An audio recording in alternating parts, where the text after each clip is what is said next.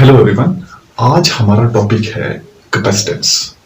Capacitance के बारे में हम जानेंगे, लेकिन उससे पहले मैं आपको बता दूं कि व्हाट इज कैपेसिटर। देखिए, कैपेसिटर एक अरेंजमेंट होता है।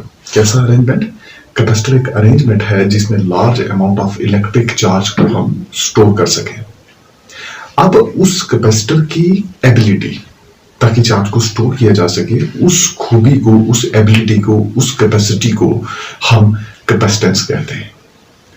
अरेंजमेंट को कैपेसिटर, और उस अरेंजमेंट यानी कि उस कैपेसिटर की वो एबिलिटी जिससे large amount of electric charge को जो है वो स्टोर किया जा सके, उसे हम क्या कहते हैं? कैपेसिटेंस। कैपेसिटेंस हो गया द एबिलिटी ऑफ कैपेसिटर। अब कैपेसिटर तो मैंने आपको बता दिया, तो कैपेसिटर की ability to store a large amount of electric charge is called, उसे हम कहते हैं capacitance. Ability of the capacitor to store large amount of electric charge, उसे हम कैपेसिटेंस कहते हैं। अब देखिए, अगर हमारे पास कुछ चार्ज है और वो चार्ज कुछ पोटेंशियल को राइज कर रहा है, वो पोटेंशियल है उन प्लेट्स के बीच में, जो कि हमने कैपेसिटर की प्लेट्स कंसीडर करी हैं, उनके बीच में, उस अरेंजमेंट के बीच में जो पोटेंशियल है, उसे मान लीजिए एक हमारे पास कुछ चार्ज का अमाउंट है जो कि उसे रेज करने में चार्ज हमारा लग रहा है, तो वो चार्ज क्यों मान लीजिए, और वोल्ट में पोटेंशियल होगा आपका। ठीक है। If Q is the charge, if Q is that charge which raises, जो कि रेज करता है the potential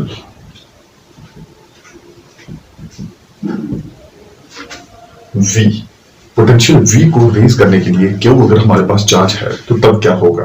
ठीक है। देन Q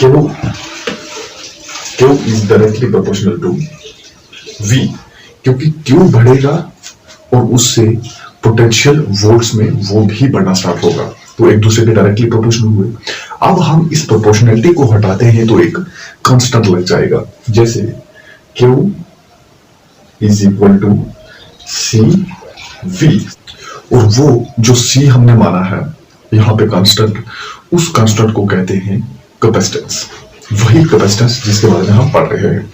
यहाँ पे जो कांस्टेंट लगाया हमने वो कैपेसिटेंस है, और इस कैपेसिटेंस को हम कैपेसिटी ऑफ द कैपेसिटर भी कहते हैं, या कैपेसिटेंस कहें, या कैपेसिटी ऑफ द कैपेसिटर, क्योंकि उसी की कैपेसिटी को ही तो कैपेसिटेंस कहा जा सकता है, और जो कैपेसिटर की एबिलिटी है या कैपेसिटी है उसे तो कैपेसिटेंस कहते हैं ना। तो इसीलिए इसी कांस्टेंट को हम कैपेसिटेंस कहेंगे या capacity of the capacitor. Okay, where C is constant of proportionality, और इस कांस्टेंट ऑफ प्रोपोर्शनलिटी जो है इसको हम कहेंगे capacitance, called as capacitance,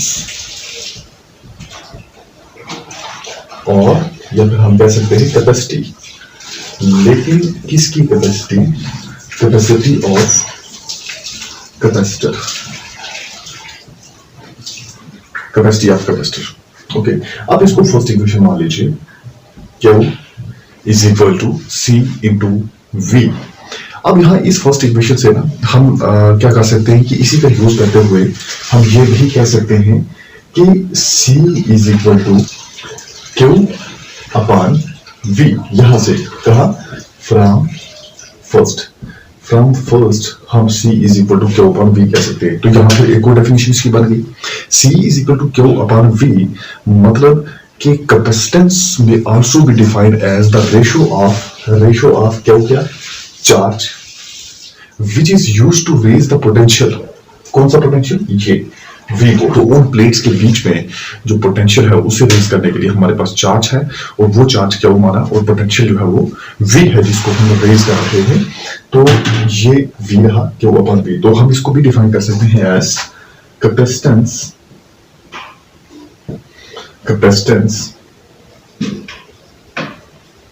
may also be defined as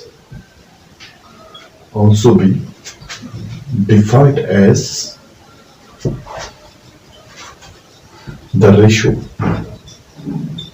ratio of charge which raises the potential between the plates। ये plates किसकी, plates of capacitor. Capacitors की प्लेट को जो है उसमें पोटेंशियल को रेज करने के लिए हमने क्यू चार्ज का यूज किया। तो तब क्या होगा, Q upon V, C is equal to Q upon we.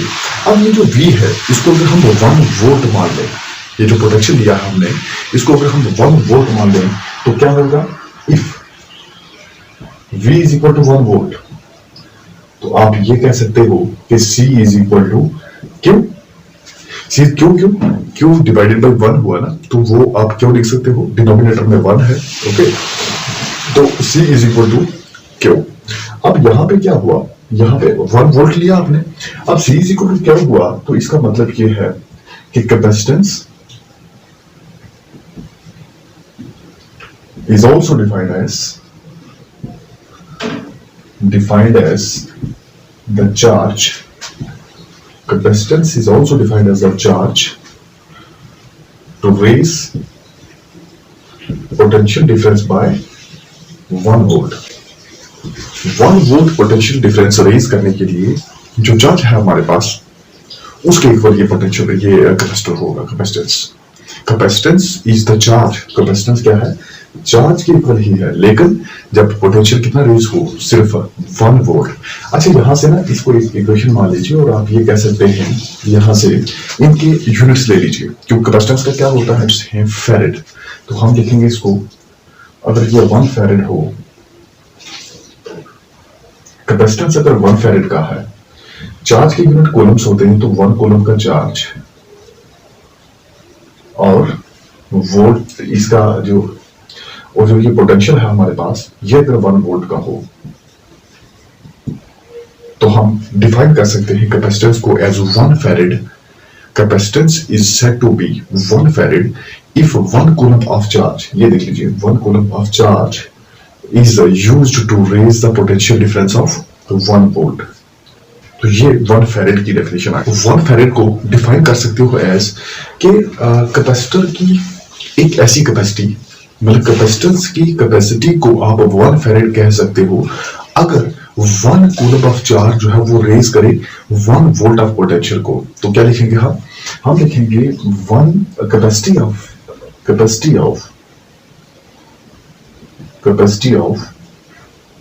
Capacitor is said to be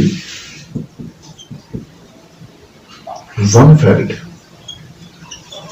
if 1 coulomb of charge raises 1 volt of potential difference between the plates of the capacitor। Okay, तो ये I hope कि आपको पता चल गया होगा कि 1 farad भी क्या होता है और कैपेसिटेंस क्या है। सिंपल वर्ड्स में कैपेसिटर की ही एबिलिटी है कि वो लार्ज अमाउंट ऑफ चार्ज को स्टोर कर सके।